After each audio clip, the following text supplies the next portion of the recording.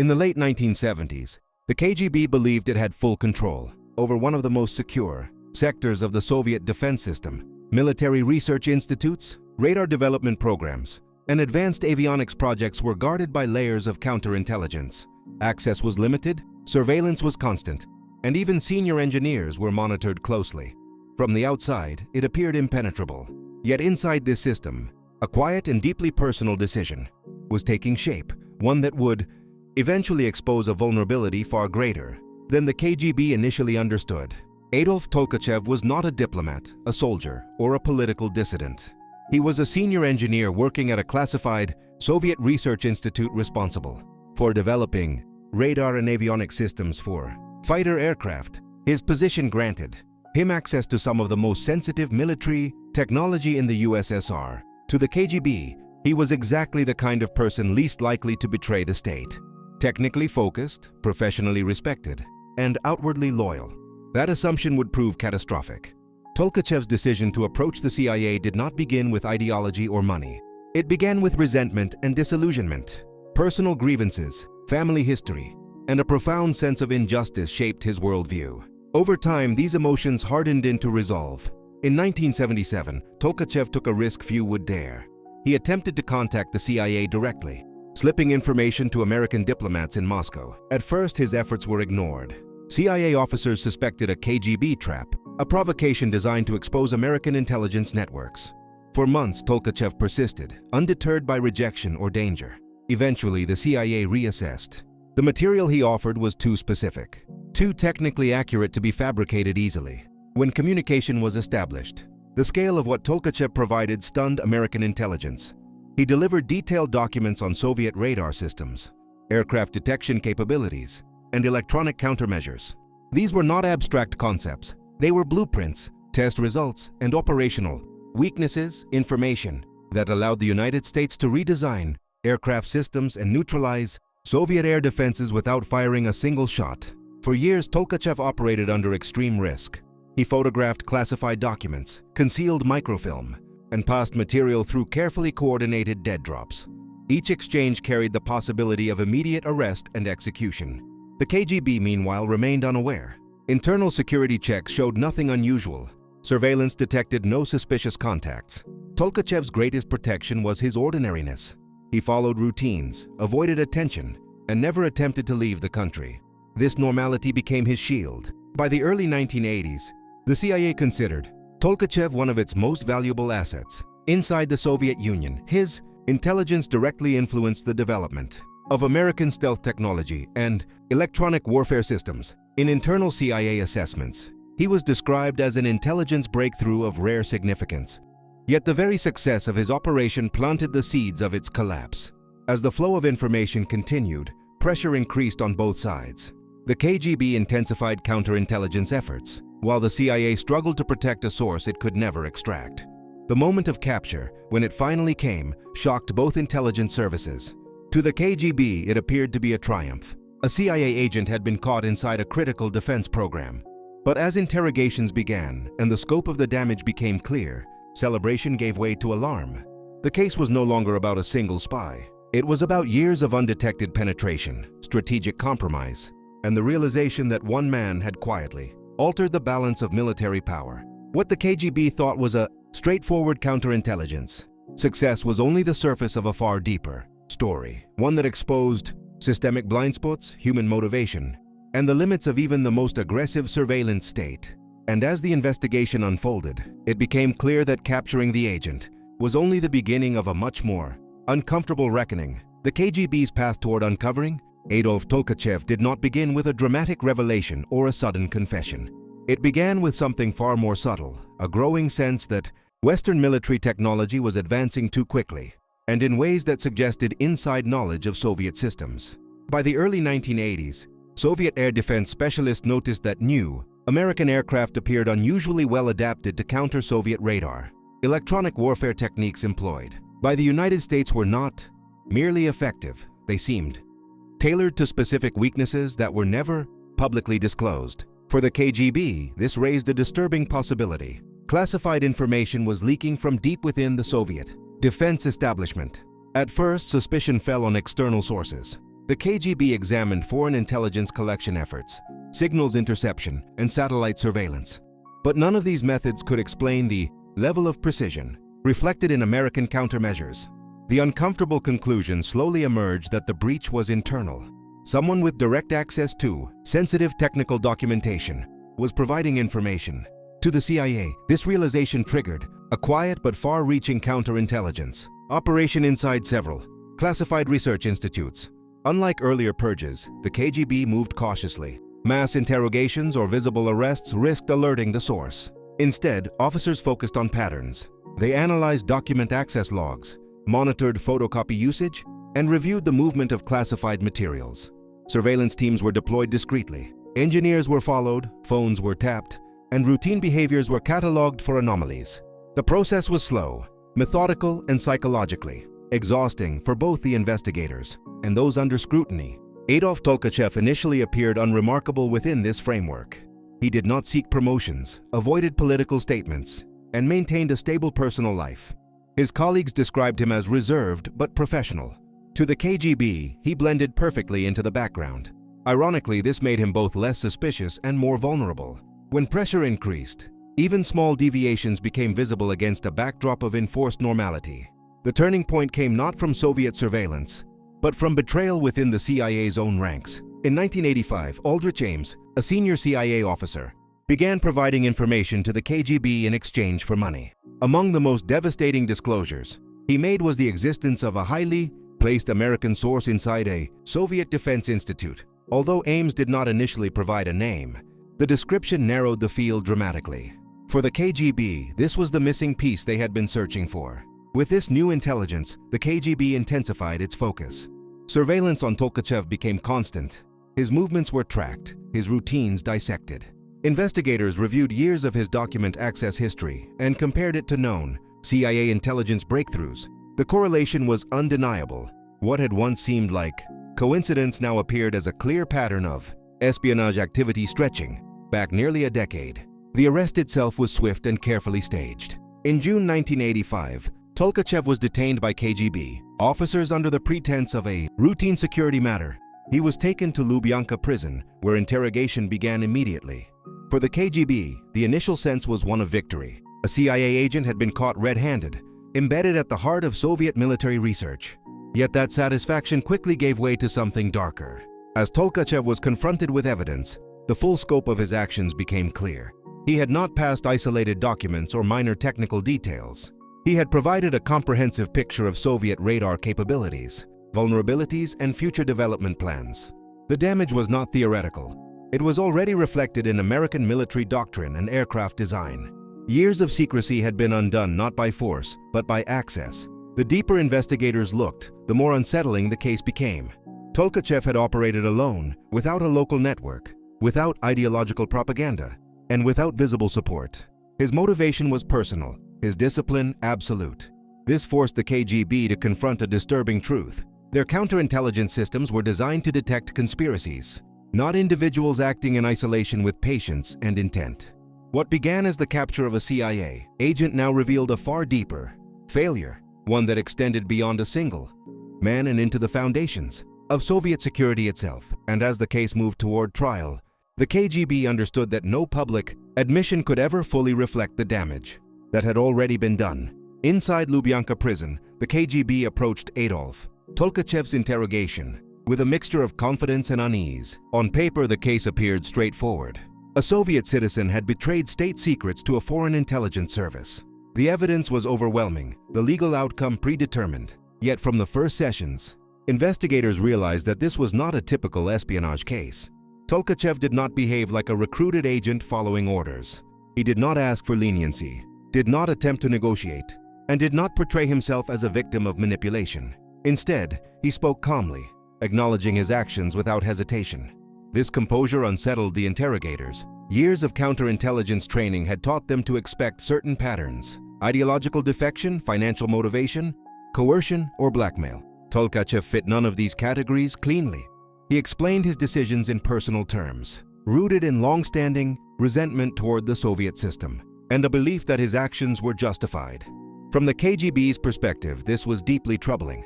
An individual acting independently, driven by private conviction, was far more difficult to anticipate than one responding to organized recruitment. As the interrogations progressed, the KGB began reconstructing the timeline of his espionage. Each session revealed how methodical and disciplined his operation had been. He had carefully selected documents, prioritizing materials that revealed not only current capabilities but future development paths.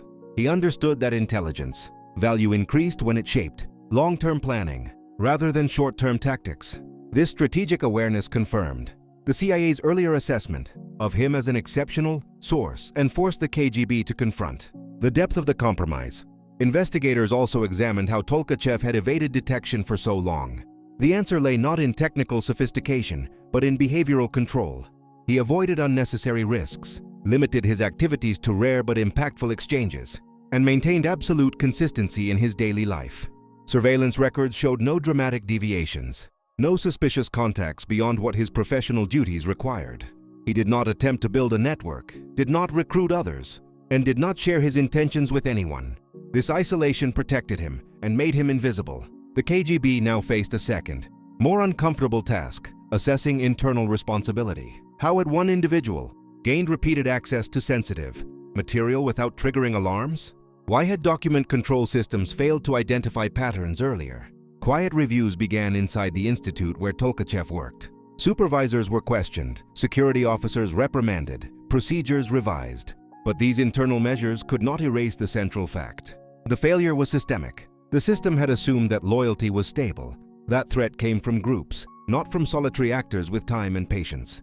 As news of the case spread quietly through senior KGB circles, the tone shifted from triumph to damage control. The leadership understood that public disclosure of the full extent of Tolkachev's actions would be catastrophic. It would confirm Western suspicions, undermine confidence in Soviet air defenses, and raise questions about the competence of state security. As a result, the case was sealed. Details were restricted even within the intelligence community. The narrative was simplified. A traitor had been caught and neutralized. Yet the simplified narrative could not hide the strategic consequences. By the mid-1980s, Soviet military planners were forced to assume that many of their radar and avionics systems were compromised. Programs were delayed, redesigns ordered, and resources diverted under pressure. All of this occurred quietly, without public explanation. The arrest of one man had triggered a cascade of costly adjustments across the defense sector. For the CIA, the loss of Tolkachev was devastating but expected. They had always known extraction was impossible. What surprised them was how long he had survived and how much he had delivered before being exposed. Internal CIA reviews concluded that Tolkachev had provided intelligence worth billions of dollars in research savings. His capture closed a chapter, but it also confirmed the effectiveness of deep, patient penetration. For the KGB, however, the case left an unresolved question that no interrogation could answer. If one man, acting alone, could remain undetected for nearly a decade, how many others might exist? This uncertainty lingered long after Tolkachev's trial concluded. The capture of the CIA agent had been real, but the deeper story, the one that truly frightened Soviet intelligence, was the realization that control was never as complete as it appeared. As Adolf Tolkachev's case moved toward its conclusion, the KGB shifted focus from interrogation to containment. The objective was no longer to extract information from the prisoner, but to control the consequences of what he had done. Internally, the leadership understood that the damage extended far beyond a single research institute. Tolkachev's intelligence had reshaped American understanding of Soviet air defense for years. A public reckoning was impossible. The only option was silence. The trial was conducted behind closed doors, following a familiar Soviet pattern. Proceedings were brief, tightly scripted, and inaccessible to the public. There was no attempt to explore broader failures or institutional weaknesses. The narrative presented internally was deliberately narrow. A lone traitor motivated by personal bitterness had been identified and punished. This framing allowed the KGB to preserve the image of control, even as it struggled privately to assess the full impact of the breach. Behind the scenes, however, the consequences were immediate and severe. Soviet military planners initiated emergency reviews of radar coverage, aircraft avionics, and electronic countermeasure systems. Entire programs were re-evaluated, under the assumption that their core principles were compromised. Engineers were instructed to redesign systems without clear guidance on what the CIA already knew. This uncertainty created paralysis. Decisions were delayed, resources were diverted, and confidence eroded across multiple defense sectors. Within the KGB itself, quiet reforms were introduced, document access procedures were tightened, internal surveillance expanded, and psychological profiling became more aggressive. The service sought to detect not just hostile recruitment, but signs of internal alienation and resentment. Yet these measures revealed a fundamental limitation. Motivation could not be measured reliably. Loyalty could be performed convincingly. Tolkachev had demonstrated that ideological conformity and professional competence were not guarantees of security. The case also forced a reassessment of Soviet counterintelligence philosophy. For decades, the system had been designed to uncover conspiracies, foreign handlers, and organized networks. It was effective against group-based espionage. It was far less effective against an individual operating alone, communicating infrequently, and choosing his moments carefully. Tolkachev had exploited this blind spot perfectly. He had not fought the system. He had simply waited inside it. For CIA analysts, the aftermath of Tolkachev's arrest confirmed long-held assumptions about risk and reward. They had lost an irreplaceable source, but the intelligence he provided continued to shape American military planning long after his capture. Internal assessments concluded that even if the Soviets redesigned their systems, the strategic advantage gained would persist for years. In this sense, the operation did not truly end in 1985. Its effects extended well into the final phase of the Cold War. The contrast between the two intelligence services was stark. The CIA absorbed the loss as an expected cost of deep penetration. The KGB, by contrast, treated the case as an anomaly, something to be sealed away rather than studied openly. This difference reflected broader institutional cultures. One side accepted uncertainty as inherent to intelligence work. The other sought to eliminate it through control and silence. As Tolkachev awaited execution, he became almost invisible again, reduced to a classified reference number in sealed files. There were no public statements, no acknowledgement of his significance, no attempt to understand him beyond the label of traitor. This erasure was deliberate. To acknowledge the depth of his impact would be to admit vulnerability. Yet within closed circles, the case lingered as a warning. It demonstrated that the most dangerous threats were not always external. They could emerge quietly from within, driven by personal conviction rather than ideology or coercion. Tolkachev had not been recruited. He had volunteered. This distinction haunted Soviet counterintelligence long after the case was closed. By the late 1980s, as the Soviet Union itself began to weaken, the lessons of the Tolkachev case remained unresolved. Systems had been tightened, procedures rewritten, but the core problem persisted. Absolute control was an illusion. The capture of the CIA agent had been real, but the deeper failure, the inability to foresee such betrayal, remained embedded in the structure of Soviet security. The KGB had caught the man. What it could not fully contain was what his case revealed about the limits of power, surveillance, and enforced loyalty. And as the Cold War approached its end, those limits would become increasingly difficult to ignore. Adolf Tolkachev was executed in 1986, and with his death, the Soviet Union attempted to close one of the most damaging espionage cases in its history. Officially, the matter was resolved. A traitor had been identified, tried, and eliminated. The files were sealed, the narrative simplified, and the silence restored.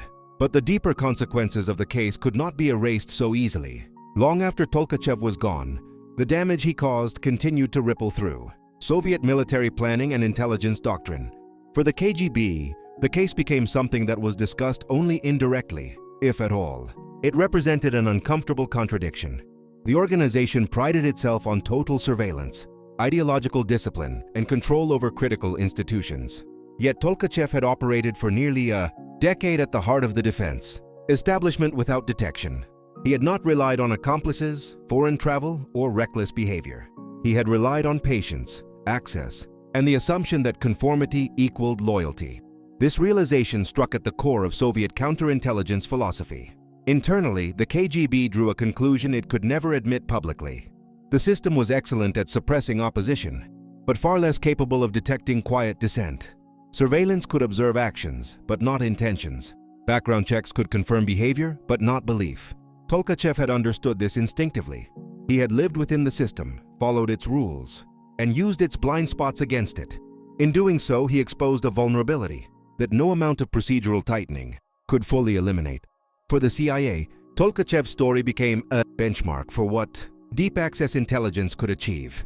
His information had reshaped American aircraft design, electronic warfare doctrine, and strategic planning. Even after his capture, the advantages gained from his intelligence persisted. Internal assessments concluded that his contributions had saved years of research and billions of dollars. Yet the CIA also recognized the cost. Tolkachev could never be extracted, never protected, and ultimately could not be saved. His fate was the price of operating at such depth inside a closed society. What made the story deeper than a simple arrest was the contrast between perception and reality. The KGB believed it had won by catching a CIA agent. In truth, the capture came after the decisive phase of the operation was already complete. By the time Tolkachev was arrested, the strategic damage had been done. The trial and execution addressed the symbol of betrayal, but not its consequences. The balance of knowledge had already shifted. As the Soviet Union entered its final years, the case quietly faded into the background of larger political and economic collapse. Yet in retrospect, it stands as a warning about the limits of secrecy and control. The KGB had invested enormous effort in preventing external penetration, but it underestimated the power of internal motivation. One man acting alone had bypassed an entire security apparatus not by challenging it, but by blending into it perfectly. Today, with archives partially opened and intelligence histories re-examined, the Tolkachev case is no longer just about espionage. It is about how systems fail to see what they assume cannot exist. The KGB caught the CIA agent, but only after years of denial and delayed recognition. The deeper story is not the arrest itself, but the long period during which the truth went unnoticed. In the end, the case reveals a paradox at the heart of intelligence work. The more rigid and controlled a system becomes, the more it depends on assumptions of loyalty and predictability.